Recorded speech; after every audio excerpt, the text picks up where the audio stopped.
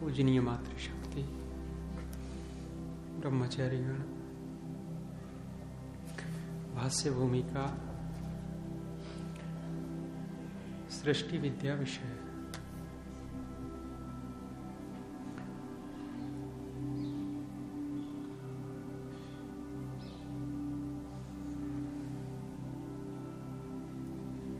कल हमने देखा था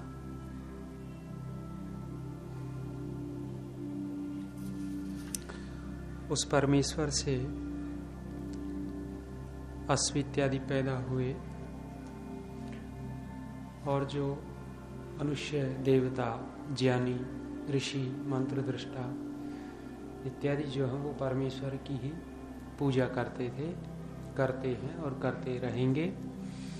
और सब कार्यों से पहले, माने उत्तम कर्मों को करने से पहले परमेश्वर की स्तुति, प्रार्थना, उपासना कर लेनी चाहिए। कल देखा था। आगे है यत् पुरुषम व्यदधुः कतिधा व्यकल्पयन् मुखम किमस्य आसीत् किम बाहु किमुरु पादा उच्यते। कुछ प्रश्न पूछे हैं मंत्र में। स्वामी जी का भाष्य देखते हैं। यदि अस्माद् एतम पूर्वोक्त लक्षणम पुरुषम परमेश्वरम कतिधा कियत् प्रकारैः तस्य सामर्थ्य गुण कल्पनम कुर्वन्ति इत्यर्थः।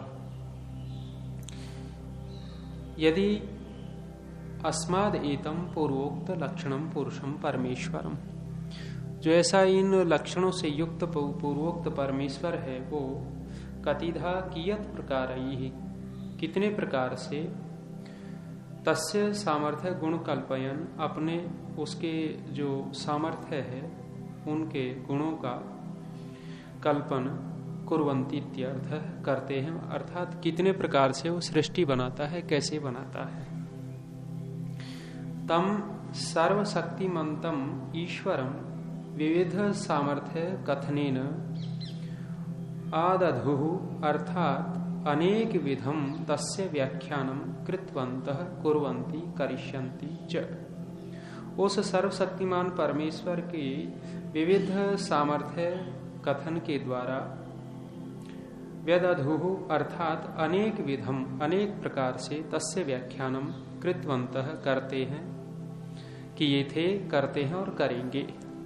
माने विद्वान लोग उस परमेश्वर की अनेक प्रकार की गुण सामर्थ्यों का व्याख्यान करते रहे हैं, पीछे वर्तमान में कर रहे हैं और आगे करेंगे। अस्य पुरुषस्य मुखम मुख्य गुणेभ्यः किम उत्पन्नम आसीत्। ये जो पुरुष परमेश्वर है, इसके मुख से, मुख को खोला अर्थात मुख्य गुण से क्या उत्पन्न हुआ।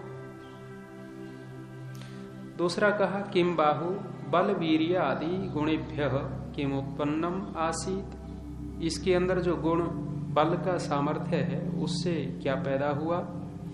किम उरु व्यापारादि मध्यमयि गुणैः किम उत्पन्नम आसीत्। व्यापारादि जो मध्यम गुण है उससे क्या उत्पन्न हुआ। पादौ अर्थात मूर्खत्वादि नीच गुणैः किम उत्पन्नम वर्तते। पैरों से क्या पैदा हुआ, अर्थात मूर्खदादि जो निम्न गुण हैं उनसे क्या पैदा हुआ। तो मंत्र से ही उत्तर दे रहे हैं। ब्राह्मणो अस्य मुखम आसीत् बाहु राजन्य कृतः उरु तदस्य यद वैश्यः पदभ्याम शूद्रो अजायत। इसके ऊपर पौराणिकों ने बड़े वो आक्षेप भी किए हैं और हमारे आर्य विद्वानों ने खूब उत्तर भी दिए हैं।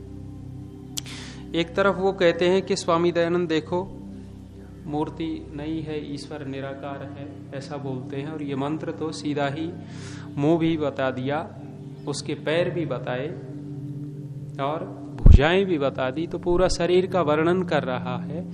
तो परमात्मा को निराकार कैसे कह रहे हैं। भाषा जो होती है वो कितने प्रकार की होती है? 3 प्रकार की होती है। भाषा में जो गुण होते हैं 3 होते हैं। एक तो सीधा का सीधा अर्थ जिससे निकलता है वो अभिधा, दूसरा लक्षणा, लक्षणों को देख करके अर्थ करते हैं, और तीसरा व्यंजना, व्यंगित अर्थ, व्यंग करते हैं, उससे अर्थ निकाल लेते हैं। तो यहां अभिधा में अर्थ न हो करके या लक्षणा करेंगे, कुछ और छिपा हुआ है। करें अस्य पुरुषस्य मुखम ये विद्यादयः मुख्य गुणाः सत्य भाषणोपदेशादीनि कर्माणि च सन्ति।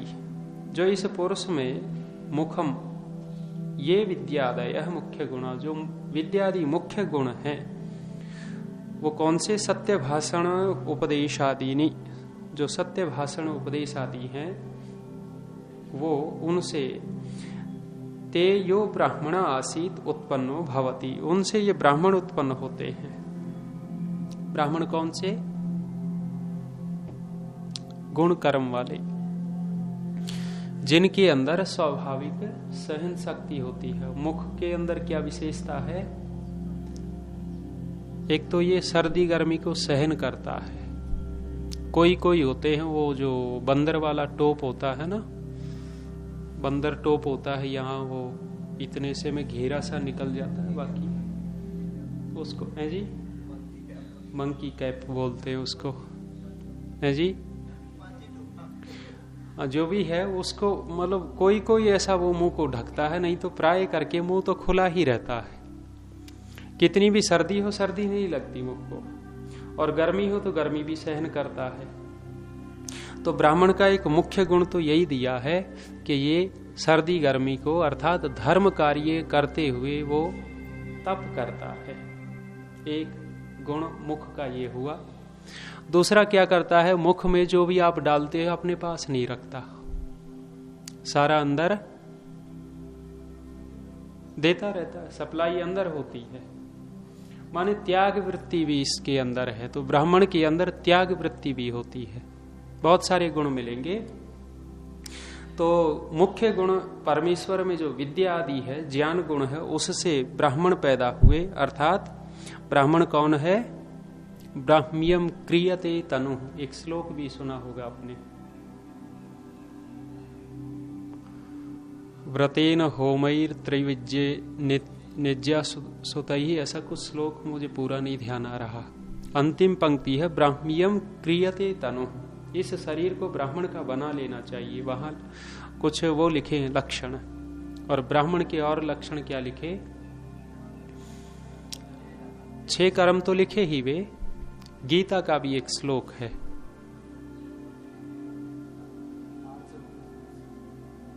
गीता का श्लोक है, ब्राह्मण क्षत्रिय, वो आवृत्ति के बिना भूल गए। चलिए, समो दमस्तपः शौचम क्षांति आर्जम एवच, ऐसा कुछ श्लोक है। ब्राह्मणम अवकल्पयत, नहीं आ रहा। क्षमो दमस्तपः शौचम क्षांति आर्जम एवच ज्ञानम विज्ञानम आस्तिक्यम ब्रह्म कर्म स्वभावजम। हाँ, श्री कृष्ण जी ने गीता में दोहराया। ब्राह्मण कौन है? समो दमस्तपः शौचम, जिसके अंदर सम है, दम है, अर्थात इंद्रियों को विषय में रोकने की ताकत है। मन को अधर्म में जा रहा है तो उसको रोकने की जिसके अंदर ताकत है। समो दमस्तपः शौचम, जिसके अंदर तपस्या का गुण है। जैसे सुबह तप की बहुत अच्छी व्याख्या मिली।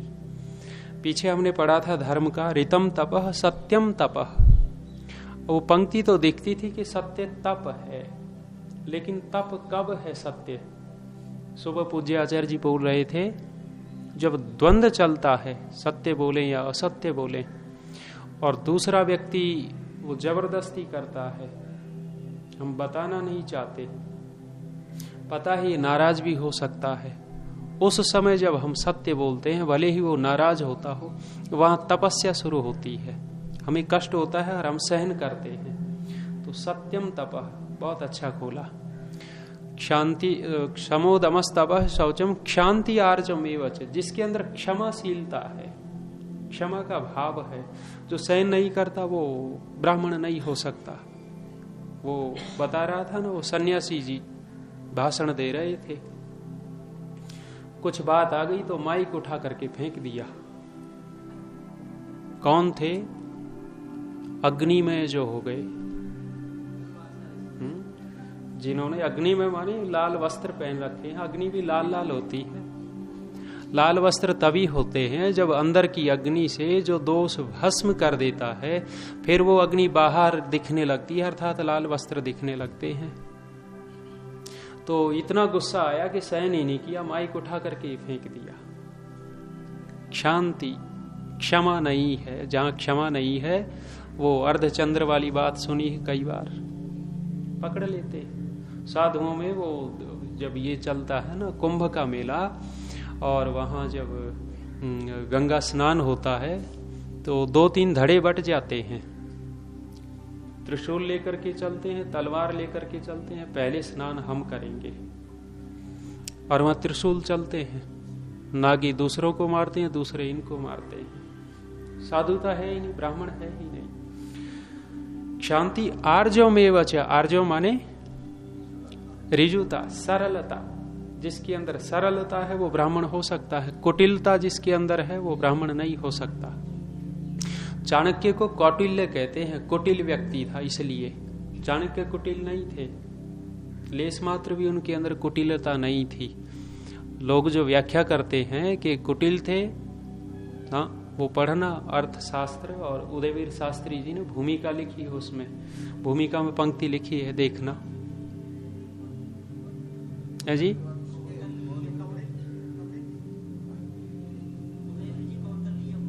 कौटिल्य बोलते हैं। ये वंश उनका रहा, इसलिए तो वो ब्राह्मण थे, वास्तव में ब्राह्मण थे। इतना बड़ा उस समय का कोई ब्राह्मण हो, उनके अंदर त्याग देखो। उदाहरण देते रहते हैं ना कि वो चीनी कोई यात्री आया है और वो दीपक जल रहा था, वो बुझाया है, फिर दूसरा जलाया है, और पूछ ही लिया कि ऐसा क्यों किया आपने। तो राजकार्य कर रहा था तो राजा का दीपक था, अब अपना कार्य है तो अपना जला लिया। कितने बड़े प्रभावित होकर के गए हैं कि भारत का प्रधानमंत्री इतना बड़ा त्यागी, और आज कैसे कैसे हैं, हजार करोड़ रुपए के घोटाले, 10-10 हजार रुपए के घोटाले प्रधानमंत्री के। चेले चपटे ये प्रधानमंत्री तो अच्छे बताते हैं, इनका जीवन तो अच्छा है, लेकिन नीचे की पहले वाले प्रधानमंत्री वो कौन थे, नरसिम्हा राव, उसके समय बहुत घोटाले हुए थे बताते हैं। तो वो था शांति आर्जमेवच ज्ञानम विज्ञानम आस्तिक्यम, जिनके अंदर ज्ञान है वो ब्राह्मण है, ठूठ नहीं। ये गांव के भी कहते हैं, भैंस चराते हैं और कहते हैं हम ब्राह्मण हैं, दम भरते हैं, वो नहीं। जिसके अंदर ज्ञान है, ज्ञानम विज्ञानम आस्तिक्यम, अंतिम गुण लिखा आस्तिकता। आस्तिकता माने वेद को मानने वाला, ईश्वर को मानने वाला, धर्म को मानने वाला, पुनर्जन्म को मानने वाला इत्यादि, आस्तिक्यम। तो ब्रह्म कर्म स्वभाव जो वो ब्राह्मण है, तो ऐसे ब्राह्मण परमात्मा के मुख से पैदा हुए। आगे कहा बल वीर्यादि लक्षणान्वितो राजन्य क्षत्रिय तेन कृत आज्ञप्त आसीत उत्पन्नो भवति। परमात्मा के अंदर जो बल सामर्थ्य है, वीर्य आदि है, उससे राजन्य अर्थात क्षत्रिय पैदा हुए। क्षत्रिय कौन? क्षत्रिय की भी परिभाषा लिखी है। तो क्षत्रिय उत्पन्न किए परमात्मा ने बल सामर्थ्य से। क्षत्रिय वो होता है जो अन्याय को दबाता है और न्याय की रक्षा करता है, धर्मात्माओं की रक्षा करता है, वो क्षत्रिय है। अधर्मियों को दबाता है, वो क्षत्रिय है। आप देखना ये बाहु क्या करते हैं, कोई थप्पड़ मारने लगे तो झट से यूं कर लेते, मत मार, ब्राह्मण को मत पीट। होता है नहीं होता? क्षत्रिय कोई पैरों को पीटना चाहता है, शूद्र कह दिए पैरों को पीटना चाहता है तो हाथ अड़ा लेते हैं, क्षत्रिय है, अन्य वहां जाकर के रक्षा करते हैं। क्षत्रिय जो होगा वो कभी भी समाज में पीछे नहीं हटेगा, दूसरे की रक्षा ही करेगा। तो ये बाहु क्षत्रिय के समान, वो बाहुओं से क्षत्रिय पैदा हुए, अलंकारिक भाषा है। कृषि व्यापार आदय गुण मध्यम तेभ्यो वैश्यो वणिक जनो अस्य पुरुषस्य उपदेशात् उत्पन्नो भवति इति वेद्यम। कृषि व्यापार आदि जो गुण हैं उनसे मध्यम अर्थात वैश्य वणिक, वणिये पैदा हुए, व्यापारी पैदा हुए इस पुरुष के सामर्थ्य से। तो कृषि व्यापार आदि मध्यम गुण, उरु तदस्य वैश्य, उरु जंघाओं को भी कहते हैं। ये जंघाएं क्या करती हैं? चलने का काम करती हैं। तो वैश्य भी क्या होता है? व्यापार करने के लिए देश देशांतर आता जाता है। तो वैश्य की परिभाषा यहाँ वैश्य दे दिया। वैसे वैश्य 3-4 गुण लिखे हैं: कृषि करना, पशुपालन करना और व्यापार करना, व्यवसाय करना, ये वैश्य के काम है। वर्तमान में तो सारा घुला मिला सा है, संकर हो गए, वर्ण संकर हो गए। वैश्य का भी नहीं पता लगता, क्षत्रिय का भी नहीं पता लगता, कुछ कुछ गुण दिखते रहते हैं। आगे कहा शूद्रो पदभ्याम, पदभ्याम पादेन्द्रिय नीचत्व अर्थात जड़ बुद्धित्वादि गुणेभ्यः शूद्रः सेवा गुण विशिष्टः पराधीनतया प्रवर्तमानो अजायत जायते इति वेद्यम। करें जो पैरों से अर्थात पाद इंद्रिय नीचत्व जड़ बुद्धि इत्यादि गुण से शूद्र सेवा करने वाले विशिष्ट व्यक्ति पैदा हुए और वो प्राय करके पराधीन रहते हैं। प्रवर्तमानो अजायत उत्पन्न हुए। तो शूद्र जो होता है, स्वामी जी ने सत्यार्थ प्रकाश में शूद्र किसको लिखा? जो पढ़ने भी से भी न पढ़ सके। हम बता रहे हैं लेकिन समझ में नहीं आ रहा बेचारे के। ऐसी बुद्धि वाला जो व्यक्ति है वो शूद्र है। ये शूद्र नहीं जो दलित उठा रखे हैं मायावती ने अथवा दूसरों ने, करें दलित शूद्र हैं। और वो शूद्र तो ये वेद का है। गांधी जी ने एक शब्द क्या दिया था इनको? हरिजन। हरिजन बहुत गलत किया उन्होंने। ये शूद्र क्या कम था? ऋषि ने 4 वर्णों में बांट दिया और वो कह रहे हैं कि शूद्र गलत है, हरिजन अच्छा है। हरिजन करके और इस समाज से अलग कर दिए वे उस समय। तो अब भी दलित कहते हैं तो इनको शूद्र कह देते हैं समाज में, लेकिन इनके अंदर भी बड़े बड़े PhD करने वाले प्रोफेसर हैं, वो शूद्र हैं नहीं, वो तो ब्राह्मण हैं। भले ही उस घर में जन्म हुआ है उनका, वो शूद्र नहीं हो सकते। और न हैं जो पढ़ने पढ़ाने का कार्य करते हैं ब्राह्मण हैं, जो देश की रक्षा करते हैं उन्हीं में से सैनिक भी मिलेंगे, सेना में भर्ती मिलेंगे तो वो क्षत्रिय होंगे। और उन्हीं में से जो व्यापार करते हैं वो वैश्य मिलेंगे, और जो सेवा कार्य करते हैं वो तो शूद्र हैं ही। अस्य उपरि प्रमाणानि वर्णाश्रम प्रकरणे वक्षन्ते। इसके ऊपर और विस्तार से जो प्रमाण कहेंगे, आगे जो प्रकरण आएगा वर्णाश्रम प्रकरण, उसमें कहेंगे। छंदसी लुंग लंग लिट अष्टाध्यायी का सूत्र है। इति सूत्रेण सामान्य काले त्रयो लकारा विधीयन्ते। सामान्य काल में 3 लकार हो जाते हैं। जो अजायत है ये लुंग लकार में दे रखा है, तो वर्तमान में अर्थ कर सकते हैं। आगे दिया चंद्रमा मनसो जातस चक्षुः सूर्यो अजायत श्रोत्रात् वायुः च प्राणश्च मुखाद अग्नि अजायत। तस्य अस्य पुरुषस्य मनसो मननशीलात् सामर्थ्यात् चंद्रमा जात उत्पन्नो अस्ति। उस पुरुष के मन से, मन को खोला, मननशील गुण से चंद्रमा पैदा हुआ, उत्पन्नो अस्ति। तथा चक्षुः ज्योतिर्मयात् सूर्यो अजायत उत्पन्नो अस्ति। चक्षु से अर्थात ज्योति से ये सूर्य पैदा हुआ। अलंकारिक भाषा है। परमात्मा की न तो चक्षु आंख है, न मन है, न वो ऊपर जो पैर हाथ और जंघाएं इत्यादि गिनाए वो भी नहीं है, मुख है। वो केवल अलंकारिक भाषा में ये वर्णन चल रहा है। श्रोत्र आकाश मयादय श्रोत्र आकाशमयात् आकाशो नभ उत्पन्नम अस्ति। श्रोत्र रूपी जो आकाश है उससे नभ पैदा हुआ। वायुमयात वायु उत्पन्नो अस्ति, वायुमय सामर्थ्य से उसकी वायु उत्पन्न हुई। प्राणश्च प्राण पैदा हुए। सर्वेन्द्रियाणि च उत्पन्नानि सन्ति, और सभी इंद्रियां पैदा हुई। मुखात मुख्य ज्योतिर्मयात अग्निर्जायत उत्पन्नो अस्ति, मुख से मुख्य गुण से उसकी ज्योतिर्मय गुण से अग्नि पैदा हुई। तो एक एक चीज परमात्मा से सारी की सारी पैदा हुई है। कहने का तात्पर्य इतना ही है इसमें। नाभ्या आसीद अंतरिक्षम शीर्षणो द्यौः समवर्तत पद्भ्याम भूमिर्दिशः श्रोत्रा तथा लोकान अकल्पयन्। अस्य पुरुषस्य नाभ्या अवकाशमयात सामर्थ्यात अंतरिक्षम उत्पन्नम आसीत।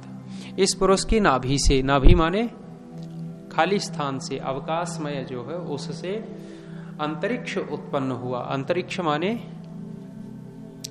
जिसमें ये लोकांतर रहते हैं, इसको अंतरिक्ष कह देते हैं।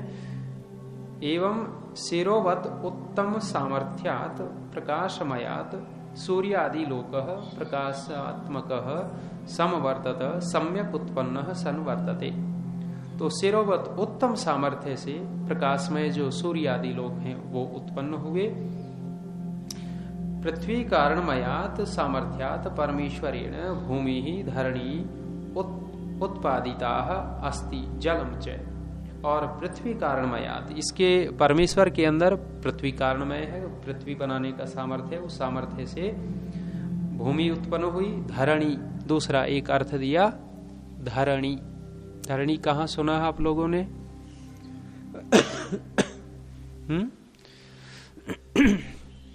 धरणी सुना शब्द?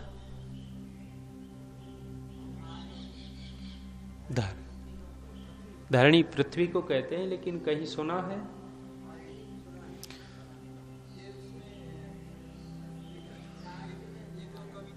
सीरियल में सुना होगा, चाणक्य में, ऐसा मुझे संस्कार है। धारिणी है, धारिणी माने धरती को धारण करने वाली धारिणी। चलो, धरणी जो सबको धारण करती है उसको धरणी कहते हैं। और जल पैदा हुआ। शब्द आकाश कारणमयात तेन दिशा उत्पादिता संति, और उसी परमात्मा से ये दिशाएं उत्पन्न हुई। तथा तेनैव प्रकारेण सर्वलोक कारणमयात सामर्थ्यात अन्यान सर्वान लोकांस तत्र स्थान स्ववरजंगमान पदार्थान अकल्पयत परमेश्वर उत्पादितवान अस्ति। और उसी के सामर्थ्य से सर्वलोक कारणमयात, सारे लोकों को बनाने का जो सामर्थ्य है परमेश्वर में, उसने सब लोकांतरों को रचा है। स्थावर और जंगम जो जड़ और चेतन जगत है, सभी जड़ चेतन पदार्थों को परमेश्वर के द्वारा उत्पन्न किया गया है, उत्पन्न हुए हैं। तो ये श्लोक, ये मंत्र मुख्य रूप से यही कह रहे हैं, बार बार वही आएगा। जितना भी जगत है वो परमेश्वर से रचा गया है, परमेश्वर ने ये बनाया है, परमेश्वर की ही महत्ता है। वहां आप स्वामी दयानंद का भाष्य देखेंगे तो स्वामी दयानंद के भाष्य में मुख्य रूप से प्रतिपादित मिलेगा कि प्रत्येक मंत्र ईश्वर परक है। ऐसा एक वो शब्द डालते हैं, बात कहते हैं कि जितने भी मंत्र हैं वो ईश्वर की जानकारी करवा रहे हैं। मूल में ईश्वर है, बाकी चाहे कितना भी सृष्टि का ज्ञान दे रहे हो वो मंत्र, अथवा 3 प्रकार के अर्थ करते हैं ना, आध्यात्मिक, आधिभौतिक और अधिदैविक। जैसे दुख 3 प्रकार के, इसी प्रकार से अर्थ भी इनके करते हैं, लेकिन मुख्य रूप से वो आध्यात्मिक ही है, ईश्वर परक अर्थ मिलेंगे। चलिए, ओम द्यौः शान्तिरन्तरिक्षं शान्तिः पृथिवी शान्तिरापः शान्तिरोषधयः शान्तिः वनस्पतयः शान्तिर्विश्वे देवा शान्ति ब्रह्म शान्तिः सर्वं शान्तिः सामा शान्तिरेधि ओम शांति शांति शांति। सब हो